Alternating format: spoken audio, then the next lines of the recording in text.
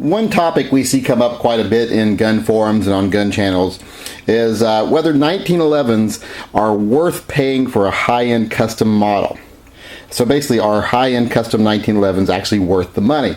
Because, you know, as we all know, 1911s run the gambit in price. And when you get up into the higher models, you're looking $2,000, $3,000, $4,000, even $5,000. And people are always saying, do you really get anything for that money? And is it worth paying that money? Well, the answer is you do get something for that money, but whether it's worth it or not will be up to you, because at a certain point, the rule of diminished returns really kicks in with 1911s, and this video will be to discuss my feelings about how that rule does kick in and about where it does. First off, do you get something for your money when you're paying for a more expensive 1911? Well, the answer is, well, like with most things, yes, you do get something for your money when you pay a little more. Now, we all know that 1911s can start at low-end prices, you know, like RIA guns, things such as that, and work their way up to Colts for like mid-class guns, and then on up to Ed Browns, and even beyond that for customs. So when you buy, say a mid-level gun, are you getting something over an entry-level 1911? Well, yeah, you are. You're getting more refinement, more finishing on the parts. You're getting little extra details that you wouldn't get with other guns. Like, just say, for instance, on this gun. See the little bevels on the edges? I mean, just it's an extra finishing feature. It's something you get extra when you pay a little more for a gun. Do you see how smooth the finish is? Well, this gun has been finished properly. There's no waviness to the steel. It's actually cleaned up nicely. Everything is even and everything is well taken down. If you notice, everything lines up nicely in the back. It's just got good tolerances. One of the big things is like the steel here. You see there's no waviness in that. Now when you get some of the lower end guns like RIAs and Springfields, well, Springfields aren't lower end, but they are towards the, you know, the lower end of the middle with some of their guns, you will see a lot of waviness around the gun, especially around the roll marks. I have taken all of my Springfields that I have ever owned and had to refinish the slides because there's that waviness to the stainless steel, and I don't like that unfinished aspect of the gun. So when you go up to a mid-range gun like this, you're getting finer features. You're getting more attention to detail. You're getting better materials. You're getting better finishing of those materials. And then when you start climbing above, say, the $800 range, like, you know, anything up to like $700, $800, you're probably getting a decent 1911. Now, there are some crap 1911s out there, but 1911s are so easy to make that it's hard to make a bad one. I mean, they're pretty simple mechanisms. As far as semi-autos go, they're pretty simple. So when you buy the lower ones, you're getting just function. You're just getting the 1911. When you go up to the middle class here, you're getting a little more, like I say, a little more attention to detail, a little higher end materials, a little higher end features. Now, when you start going above like the $800 range, you know, the $800 to $1,000 range, and you get into the little bit of, you know, the $1,000 plus guns, you're starting to get even more things. Now, you can get these on lower end guns now, like Colts or like Rugers and things like that. They're not low end guns. They're like middle class guns, but they're starting to have some of the features of the higher end guns. Now, whether they're as good as this, like say whether the Ruger 1911 is as good as this, the Kimber, well, I can't say that it is. I've held them, I've taken them apart, I've looked them over.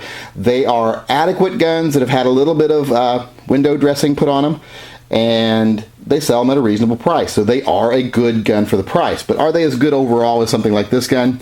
They're not quite as good. So when you end up paying a little more, you end up with extra features. Now, when you start getting into the areas where you're paying a little more than $1,000, you're starting to pay for features that aren't so much standard or for functional.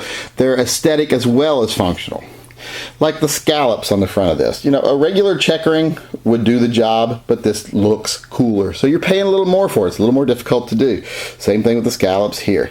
Now, there are other features you're paying more for, like nice upgraded sights, the work across the top here. You know, when you get into this range, you're starting to pay a little bit for looks. You've paid for added function. I mean, this gun is an amazingly accurate gun. It is reliable gun. It is just an all-around well-made gun. This is my Kimber. This is my highest end 1911 that I probably own, and I haven't really been able to justify going any higher.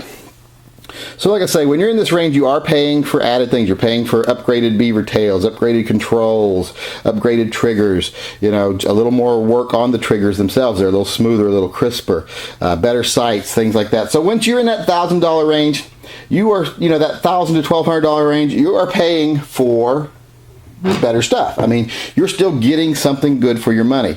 Now, once you get over this and once you start getting into that $1,500 to $3,000 range, you're not getting as much for your money, because that's where the law of diminished returns kicks in.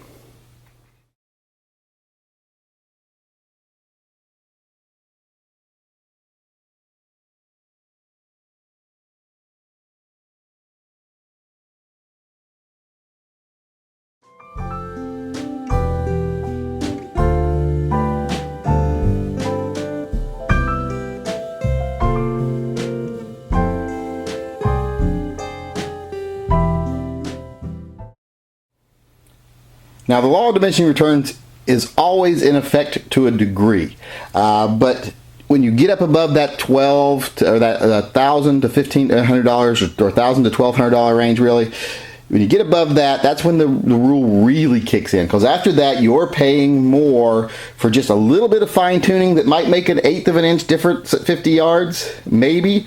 You're paying more for cosmetic features. Now, it depends on the maker, too. Now, like Les Bear, you're paying for tuning. When you pay the extra money for a Les Bear, you're getting a good gun that's highly tuned. It's an accurate gun. It's a very tight gun. It's almost too tight, in my opinion.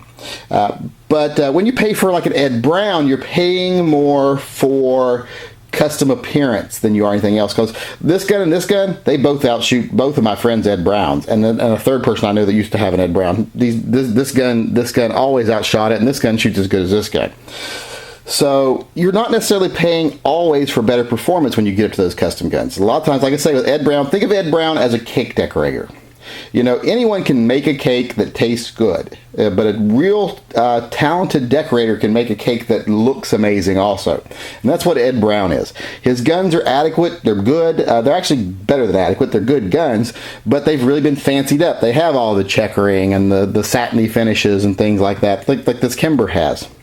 And because of his name, you pay a little more because people think it's a better gun, but it really, if you ransom test them, this gun will outperform it. Which in this gun is a under $1,200 gun. The Ed Brown is a $2,000 gun. So from that $800, where you go from that $1,200 to $800 or $1,200 to $2,000, you're paying an extra $800. But what are you getting?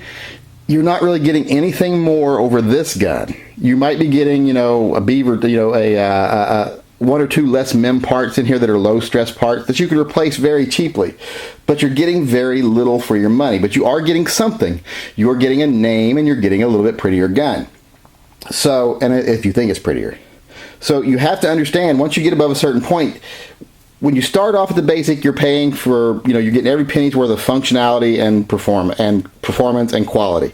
You go up to like $1,000. Well, you didn't get as much for your second $500 as you did your first. Now you're just getting better finishing, a little bit better materials, blah, blah, blah. The gun will probably not shoot all that much better. It's definitely not going to, probably not going to be twice as good. So you're getting a little less for that second $500.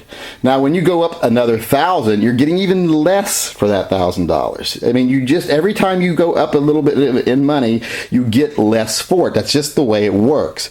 When you pay for a custom gun, a lot of time you're paying for time. You're paying for someone to take the time to do that tiny little bit of extra finish work or that tiny little bit of extra tuning. And you have to be okay with that. You have to know a lot of my money is going to manpower and not actual product. So are they worth it? They are if you want the best and the best looking. If you're just looking for function, well, no, of course they're not worth it at all. And if you want like a combination of good looking and functional, well then go with a mid-range gun. Go with a gun that's $800 to $1,200. You'll have a good looking gun that functions just as well as the higher end guns, and you won't spend as much money, but you don't have as much prestige and you don't have as much finer finishing, like I say. So it is worth it, but it really depends on your own perspective and what you want from a gun, whether you're actually getting enough for your money to justify spending the extra money. I mean, you're getting something for the money, but is it enough to justify it? Like I say, just think of it like this. If you paid $500 for 10 pounds of steel, and then if, let's say it was $500 for 10 pounds, And then for 750 pounds, it went up to $1,000. So you only got 250 extra pounds for that next 500 instead of 500 like you did before. And now when you go from 1,000 to 2,000, you only get 100 more pounds of steel. So, you know, that's the way to think of it. You get less product for the increment of money as you go up. So in the end, like I say, it's up to you to decide, is it worth it? If you want all the higher end features, you can get them on a mid-class gun. But if you want all that high-end cake decorating, as I say, that window dressing, then you might want to look at a custom gun because it might be worth it for you.